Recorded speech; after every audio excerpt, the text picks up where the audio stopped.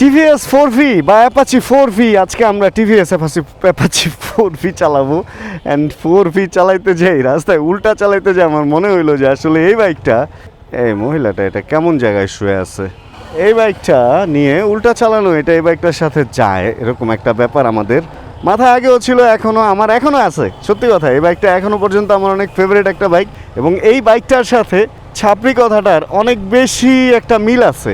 মানে ছাপরি in a sense, মানে ছাপরি এইখানে আমি কোনো কি বলে এটারে, যেই ব্যাপারটা ইন্ডিকেট করে ছাপরি কথাটা উচ্চারণ করতেছি, সেটা কোনো খারাপ ব্যাপার না যে ছাপরি কোনো খারাপ জিনিস। ছাপরি হচ্ছে দোজ অফ হু আর, তারা যারা হচ্ছে মানে বাইক মডিফিকেশন বা এই ধরনের ব্যাপারগুলো পছন্দ করে। যেমন পুরানো একটা বাইক কিনে ওটাকে বিভিন্ন জিনিস চেঞ্জ করে দেন, মানে আসে না এরকম।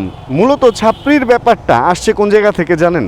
যখন বাংলাদেশে বাইকিংটা এত জনপ্রিয় ছিল না, অল্প কিছু লোকই টাইকিং করতো, তখন আমার কিছু ফ্রেন্ড ছিল যারা মালয়েশিয়াতে স্টুডেন্ট ভিসায় গেছিলো। তো ওরা বলতো যে ওখানে কিছু বাইক আছে দেখতে 125 সিসির মতো, যে সামনে দিয়ে একটু কাটা, অনেকটা লেডিস বাইকের মতো। তো ওইগুলো নাকি এক চাকা উপরের দিকে উঠায় চালায় কিছু পোলাপান, এবং বিকট আওয়াজ নিয়ে চালায়। তো আমি জিজ্ঞেস করলাম মানে কেমনে কি, বলতেছে ওরা গ্যারেজে চাকরি করে, এরকম এরকম। তো তারপরে তখন আমি বাইকিংটা একটু মানে আমার মনের ভিতরে বাইকিংটা আসে। তখন মনে হলো যে একটু বাংলাদেশে বাইকিং নিয়ে একটু মাথা ঘামাইতো। দেখলাম বাংলাদেশেও যারা গ্যারেজে চাকরি করে এই সমস্ত ছেলেরা যখন বাইকটা মানে টেস্ট রাইড দেয় বা বাইকটা একটু চেক করে বা শুরুতে বা শেষে, তো এরকম অনেক স্পিডে চালায়।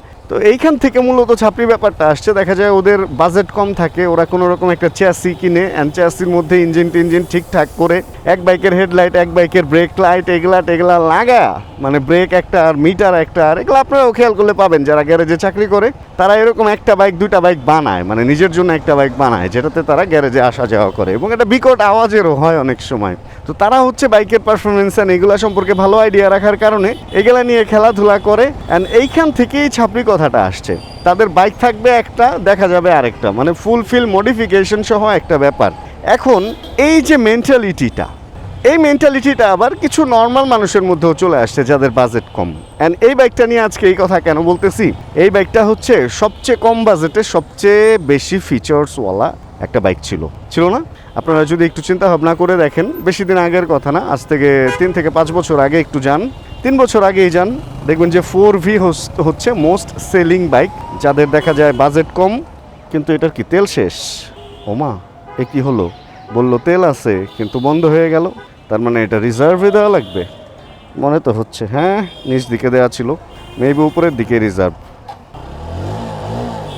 বাহ, রিজার্ভ ছাড়াই চললো এতক্ষণ, তার মানে এখনো পর্যন্ত আরো 2.5 লিটার তেল আছে। আরে ওয়াও, শোরুমের বাইকে এত তেল! এটা বাইক ফেরির বাইক, বেশ তেল আছে আমাকে বললো, কিন্তু রাস্তায় বন্ধ হয়ে গেছে, আমি ভয় পেয়ে গেছিলাম। আচ্ছা, এই বাইকটা সম্পর্কে আমরা আসবো, তারপরে এই বাইকের ইতিহাসটা নিয়ে একটু কথা বলি। 2V আসছিল এর আগে, ওইটাও অল্প দামে বেশ পাওয়ারফুল একটা বাইক। অ্যান্ড ছাপরি যারা, তারা পাওয়ার পছন্দ করে, তারা মডিফিকেশন পছন্দ করে। অ্যান্ড এই বাইকটা মডিফিকেশন করলে অনেক সুন্দর লাগে। এটার টেল টেডি করলে, এটার সিট যদি আপনি স্প্লিট করেন, এটার হ্যান্ডেল চেঞ্জ করলে, লুকিং গ্লাস, ব্রেক, এগুলো চেঞ্জ করলে অনেক সুন্দর হয়। বাইকটা স্বয়ংসম্পূর্ণ, এটা নন এবিএস থেকে, মানে সিঙ্গেল ডিস্ক থেকে শুরু করে এবিএস, সিঙ্গেল চ্যানেল এবিএস পর্যন্ত এই কয়েকটা ভেরিয়েন্ট এটার মধ্যে ছিল। মানে একদম আপনি সিঙ্গেল ডিস্ক, সামনে শুধু ডিস্ক, পেছনে ড্রাম ব্রেক, তারপরে ডুয়েল ডিস্ক, এরপরে ডুয়েল ডিস্কের মধ্যে সিঙ্গেল চ্যানেল এবিএস, এই কয়েকটা ভেরিয়েন্ট এই বাইকটার মধ্যে ছিল। আর কালার ছিল মোট 3টা, একটা এরকম কালো, মাঝখানে সাদা বা কালো এরকম, অ্যান্ড আরেকটা ছিল রেডের মধ্যে টমেটো রেড টাইপের, অ্যান্ড আরেকটা ছিল ব্লু টাইপের। সবগুলা কালারই অনেক বেশি সুন্দর। রেডটাও জনপ্রিয়তা পাইছিল, ব্ল্যাকটা তো অলওয়েজ, মানে ব্ল্যাক ইজ ব্ল্যাক, অ্যান্ড ব্লুটাও একদম খারাপ না, কারণ আমি নিজেও ব্লু কিনে চালাইছি। তো এই হলো এই বাইকটার আমার কাছে ইতিহাস, যে খুব অল্প দামে খুব ভালো কিছু ব্যাপার স্যাপার নিয়ে বাইকটা আসছিল মডিফিকেশন করা, যেহেতু এই জন্য মার্কেটটা ধরে ফেলছিল। কিন্তু পরবর্তীতে এই বাইকটার মার্কেটটা ধাপাস দিয়ে পড়ে গেল, তাই না? দেখেন এখন কিন্তু 4Vর ওই ক্রেজটা নাই, ওই ক্রেজটা নিয়ে গেছে মনোটন, ওই ক্রেজটা নিয়ে গেছে হচ্ছে FG সিরিজ, যেটা ওই যে FGS V2 যেটা। তো সবচেয়ে বেশি মনোটন নিছে ওই যে ছাপড়ির যে ব্যাপারটা, মানে ছাপড়ি, এখানে আমি আরেকবার বলি, কোনো খারাপ সেন্সে বলতেছি না, মানে ছাপড়ির ব্যাপারটা হচ্ছে যারা মডিফিকেশন পছন্দ করে বা এই ধরনের লোক যারা, তো ওই জিনিসটা মনোটন নিয়ে গেছে এই বাইকটা, ওখান থেকে ভাই ছেড়ে দিতে হইছে, কারণ এই বাইকটার প্রাইস বেড়ে গেছে। দেখেন এখনো পর্যন্ত পর্যন্ত যদি প্রাইস দিয়ে আপনি বিবেচনা করেন 1,30,40,এর মাঝখানে FZ ভার্সন 2 আছে।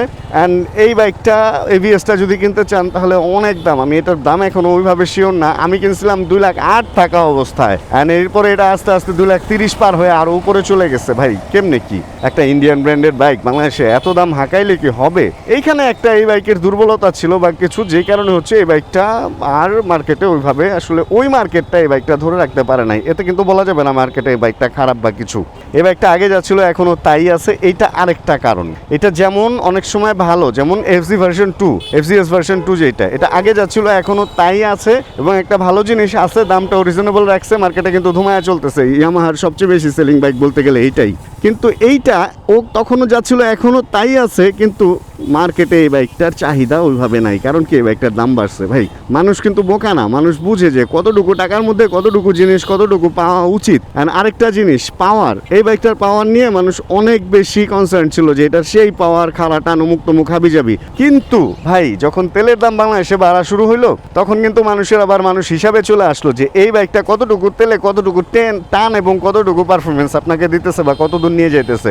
একটা মনোটন কেন এটার পরে মার্কেট পেয়ে গেল ভাই? মনোটনের ব্যাপারটা হলো ওইটার মাইলেজ ভালো, এটার মাইলেজ কিন্তু অত ভালো না। এটা যদি আপনি ঠিক মতো টেনে চালান 22 পর্যন্ত মাইলেজ নামায় ফেলতে পারবেন, কারণ এটা হচ্ছে 4 ভ্যালভের একটা বাইক। এখন কথা হলো 4 ভ্যালভের বাইক হলেই কি তেল বেশি খাবে? না, এইখানে টেকনোলজির খেলাটা। R15 ভার্সন 3, 4, R15M এগুলা সব 4 ভ্যালভ, CBR 4 ভ্যালভ। এরপরে যদি আপনি আসেন GSX-R 4 ভ্যালভ, তো এখানে ওই খেলা তো তেল বেশি খাইতেছে না। GSX-R বাদ দিলাম, ওটা তেল বেশি খাইতে পারে আমি জানি না, বাট হোন্ডার CBR প্লাস হচ্ছে ইয়ামাহার MT-15 বা R15 সিরিজ এগুলা তো তেল বেশি খাইতেছে না, 50-এর উপরে মাইলেজ দিতেছে আপনাকে হাইওয়েতে। তো এই বেটা কেন দিবে না 4V হওয়ার পর? 160 সিসি বলে 10 সিসির জন্য এত বেশি তেল খায় কেন ভাই? হোন্ডার যদি আপনি হর্নেট 2.0-তে যান, ওটা তো 183 সিসি, 183 সিসি হয়ে হতে ওইটা এইটার চেয়ে বেশি মাইলেজ দিতেছে। তাহলে খেলাটা কোন জায়গায়? এন্ড ওইটার টানও মোটামুটি ভালো, এটার চেয়ে একদম ফালায় দেওয়া যাবে না, বরং হয়তো কোনো মানে টপ এন্ডে গিয়ে এটার চেয়ে ভালো আপনাকে পারফরমেন্স দিবে। তো এই সমস্ত কিছু কারণে এই বাইকটা আসলে মার্কেট হারাইছে। অ্যান্ড দ্বিতীয়ত আরেকটা জিনিস যেটা, TVS এর সার্ভিসের অবস্থা চরম বাজে। TVS সম্ভবত কোনো একটা ভালো কোম্পানি নিতেছে, হয়তো সামনে ভালো কিছু হইতে পারে, বাট এখনো পর্যন্ত TVS এর সার্ভিসের অবস্থা এত খারাপ যে এটা নিয়ে মানুষ হতাশাগ্রস্ত বা হতাশায় ভুগতে এটা হয়। এটা শুধু মানুষের কথা বলবো না, আমি নিজে TVS এর কয়েকটা সার্ভিস নিতে যা খুব ভুক্তভোগী হয়েছি। পার্টস অ্যাভেলেবিলিটি নাই, একটা পেছনের কেবল যদি ছিঁড়ে যায় ওইটা পাবেন না, কোনো একটা মানে ওই সেন্সর কেবল ছিঁড়ে গেলে ওইটা পাবেন না, বিভিন্ন রকম সার্ভিস, মিটারের কোনো ঝামেলা হইলে ওরা পুরো মিটার চেঞ্জ করতে বলতেছে। ভাই যদি এরকমই হয় তাহলে একটা মার্কেটে বাইক কিভাবে টিকে থাকবে? তবে বাইকটা অনেক মজবুত, বাইকের ইঞ্জিন অনেক ভালো। TVS এর ব্যাপারে কথা বলতে গেলে আমি এই কথাটা সবসময় বলি যে অন্যান্য বাইক অনেক অল্প কিলোতে ইঞ্জিন ডাউন বা ইঞ্জিন রিবিল্ড করতে হয়, কিন্তু যদি বলেন TVS এর কথা, ভাই TVS খুব অল্প কিলোতে না, TVS মোটামুটি 60-70-80 হাজার কিলো চলার পরেও ইঞ্জিন ভালো পারফরমেন্স দেয় এবং ইঞ্জিনের সাউন্ড নষ্ট হয় না। অ্যান্ড সবচেয়ে বড় কথা যেটা, পারফরমেন্সটা ভালো থাকে। আরে ভাই এই পিচ্ছি পোলাপান রে যে কেন ব্রেক ছাড়া সাইকেল দিয়ে এরকম রাস্তায় ছাইরা দেয় মা বাবাগুলা, কই চালাইতেছে একটু খেয়াল রাখবে না?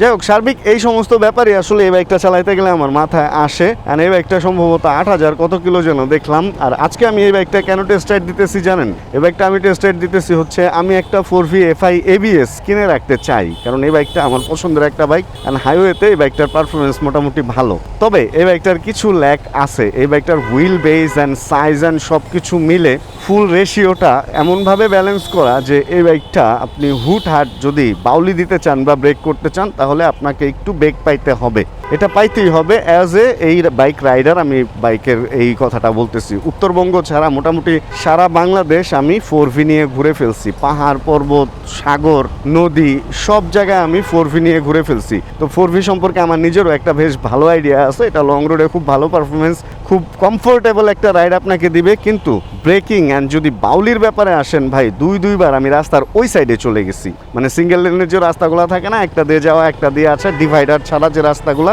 ওরকম রাস্তায় আমি এরকম ওভারটেক করতে গিয়ে অপোজিট সাইডের বাস দেখে একবার ওই পার দিয়ে বের হয়ে গেছি, তা নাহলে আমি বাসের সাথে মুখোমুখি সংঘর্ষ হইতাম। আরেকবার সেম ওভারটেক করতে গিয়ে অপোজিট সাইড থেকে আসছে একটা সিএনজি, অ্যান্ড সিএনজি তো ভাই এরকম পোল্টি মোল্টি মানে বাউলি মাউলি খায়া আবার ঠিক হয়েছে, অ্যান্ড আমিও মোটামুটি ভাই পিছনের চাকায় ব্রেক করে স্লিপ টিপ খায়া কোনো রকম থামাইতে সক্ষম হইছি। তো এই সমস্ত বাইকগুলোতে আসলে ডুয়েল চ্যানেল এবিএস সহ আসা উচিত, যেহেতু ব্যালেন্স ভালো না। এছাড়াও হর্নেটের ব্যালেন্স খারাপ ছিল, ডুয়েল চ্যানেল এবিএস সহ আসার পরে এটা কিন্তু এখন মানুষ ধামাচাপা পড়ে গেছে, তাই না? এবিএস একটা ইম্পর্টেন্ট জিনিস। তো আমার মনে হয় সেম এই বাইকগুলোও ডুয়েল চ্যানেল এবিএস দিয়ে আসা উচিত, এটা রিকোয়েস্ট থাকবে কোম্পানির প্রতি। অ্যান্ড রিকোয়েস্ট আরেকটা থাকবে যে টিভিএস এর বেশ কিছু ভালো বাইক কিন্তু আছে এখন আমাদের সিসি লিমিটের মধ্যে। আমি বলবো যে ওই বাইকগুলোও বাংলাদেশে আনা উচিত, যেমন 310RR, RTR 310RR। তো RTR 310 এবং টিভিএস 310RR এই দুইটা বাইক, তারপরে হচ্ছে 200 সিসির যে 4V, এগুলো ভাই আনা উচিত। এগুলা তো ওরকম কোনো রকেট সায়েন্স খাটাইতে হবে না এই বাইকগুলো বাংলাদেশে আনার জন্য, তাই না? এখন সিসি লিমিটের ভেতরেই পড়ে। এই হলো অবস্থা। তাহলে টিভিএস নিয়ে কথা বলতে থাকলে আসলে কথা শেষ হবে না, কারণ এত দিন চালাইছি এই বাইকগুলা। অ্যান্ড সবচেয়ে বড় কথা, এই বাইকটা আমার অনেক পছন্দের, মানে সবচেয়ে পছন্দের যদি কিছু বাইক থাকে ওর মধ্যে একটা, প্রথম 3টা পছন্দের বাইকের মধ্যে মোটামুটি এই টিভিএস 4Vটা আমার প্রাইস অনুযায়ী ভালো লাগে। সেকেন্ড হ্যান্ড মার্কেটে এখন ওই বাইকটার ভ্যালু আছে, তবে আগের মতো না।